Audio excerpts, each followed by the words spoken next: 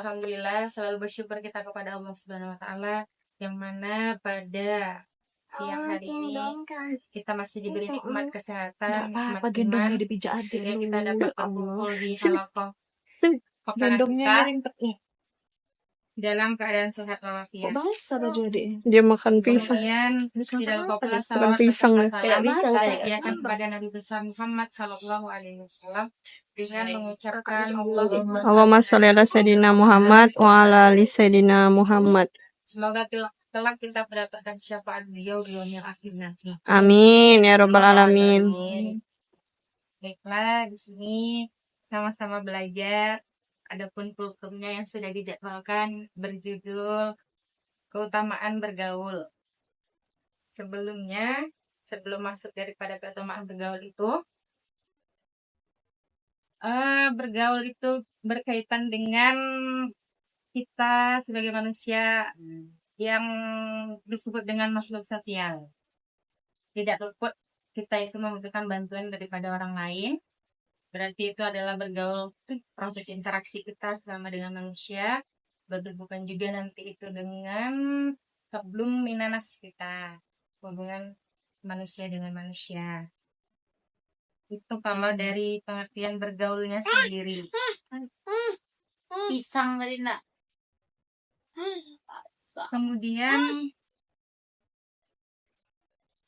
adapun Allah Subhanahu wa taala itu memuji orang-orang saleh dalam banyak ayat, di antaranya yang artinya, dan barang siapa yang taat kepada Allah dan Rasulnya, mereka akan ditempatkan bersama dengan orang-orang yang Allah anugerahi nikmat, yaitu para nabi, para siddiqin, para syuhada, dan orang-orang soleh.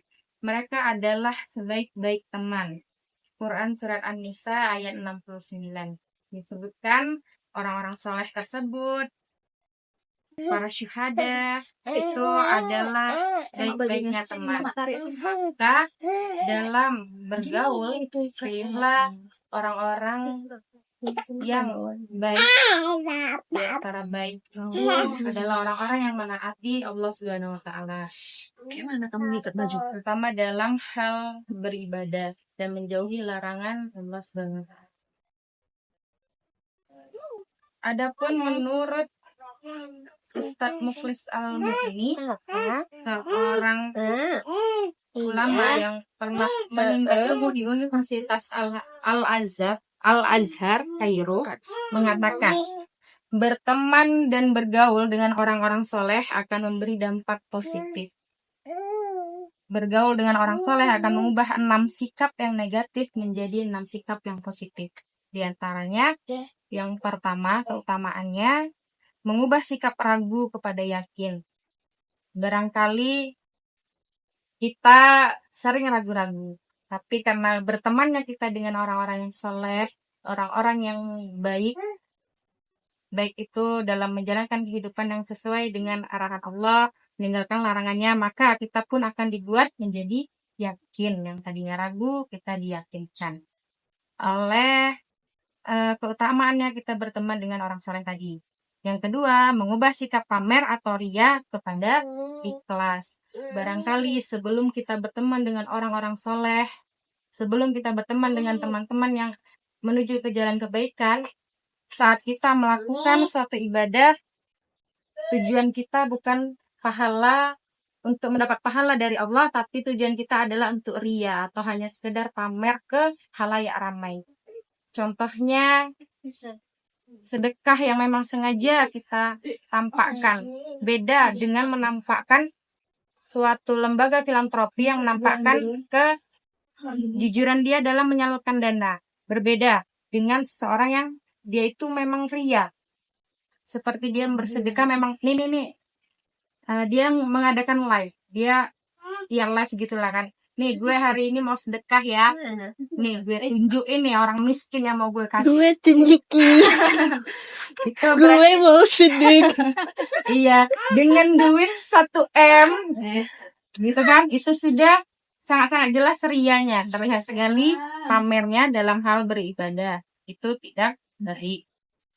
Maka salah satunya keutamaan kita bergaul dengan orang soleh yaitu tadi kita mengubah sikap pamer kita atau ria kita itu menjadi ikhlas. Memang beribadah lillahi ta'ala, mengharap pahala dari Allah Subhanahu wa taala. Dan yang ketiga, utamaannya adalah mengubah sikap lalai kepada zikir menjadi kita itu ingat pada Allah. Dengan berteman dengan teman-teman yang soleh, insya Allah kita akan selalu diingatkan untuk selalu mengingat Allah dimanapun dan kapanpun.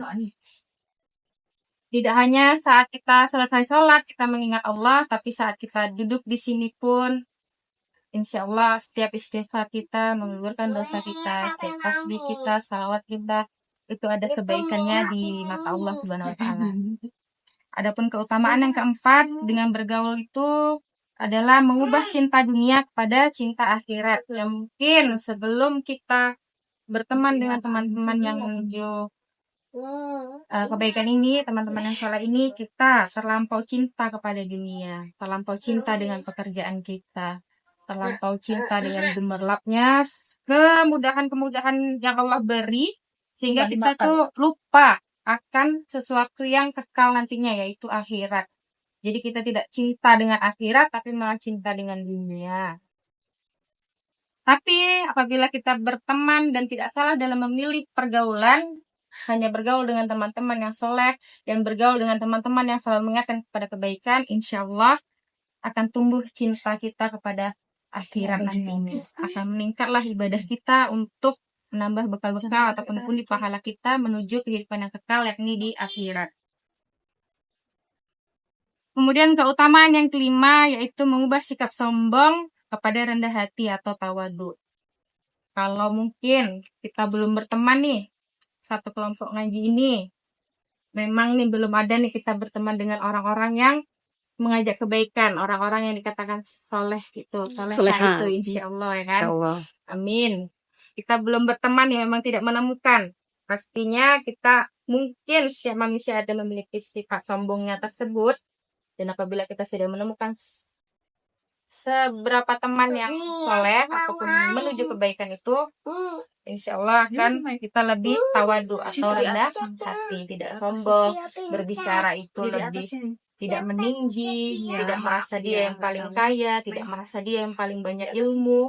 Insya Allah kita akan menjadi hamba-hamba Allah yang tawadu atau rendah hati dan tidak sombong. Dan yang terakhir, yang keenam, keutamaan bergaul dengan orang-orang yang salah yaitu mengubah niat buruk kepada nasihat. Apabila kita ada niatan berbuat buruk, pastinya kalau kita bergaul dengan teman-teman yang baik, kita akan diberi nasihat yang baik.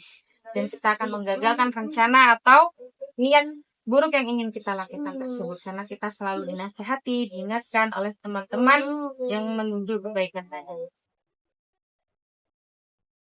Dan kemudian, begitulah tadi 6 keutamaan bergaul kepada teman-teman yang soleh menurut Ustadz Mukhlis Al-Mughni. Dan Rasulullah SAW juga mengajarkan kepada kita untuk berdoa agar dijadikan bagian dari hamba-hamba Allah yang soleh ataupun soleha. Jika belum bisa menjadi orang yang soleh, mintalah agar dipertemankan dengan orang-orang yang soleh, dengan orang-orang yang selalu mengajak kepada kebaikan. Kemudian jika belum bisa menjadi orang soleh, maka berusahalah untuk mencintai orang-orang yang soleh tersebut. Bukan pula kita mengejek para ulama tersebut dengan sebutan ada ya ulama yang sangat keras mengkritisi perihal riba, perihal pemerintahan, dan kita mengejek ini ustadznya keras banget. Tidak.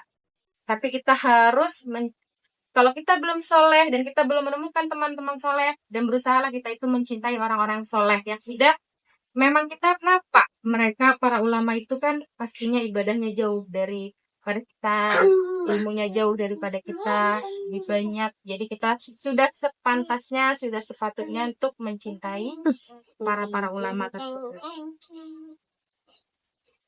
Dan apabila belum bisa mencintai orang-orang soleh tersebut, maka jangan pula kita membenci ataupun menyakiti mereka. Jangan pula kita belum bisa menerima ustadz yang keras tadi terhadap riba, belum bisa mencintai beliau, tapi jari kita menyakiti dengan mengomen postingan dari mungkin para ulama ataupun media-media sosial lain merepost daripada ceramah seorang ustadz. Jari kita mengejat, mengkritik dengan ucapan yang tidak sepantasnya, dengan kata-kata yang tidak sepantasnya. Kalau bisa itu tidak dilakukan. Itu saja mungkin yang bisa Anggi share kepada teman-teman semua mengenai keutamaan daripada bergaul tadi. Adapun kesalahan ataupun kekurangan daripada yang disampaikan itu datangnya memang kesalahan dari pribadi saya. Kalaupun ada kebenaran dan kebaikannya mungkin bisa sama-sama kita ambil pelajarannya, bisa diterapkan dalam kehidupan sehari-hari. Lebih dan kurangnya saya mohon maaf. Saya akhiri. Wabillahi taufiq wal hidayah. Wassalamualaikum warahmatullahi wabarakatuh.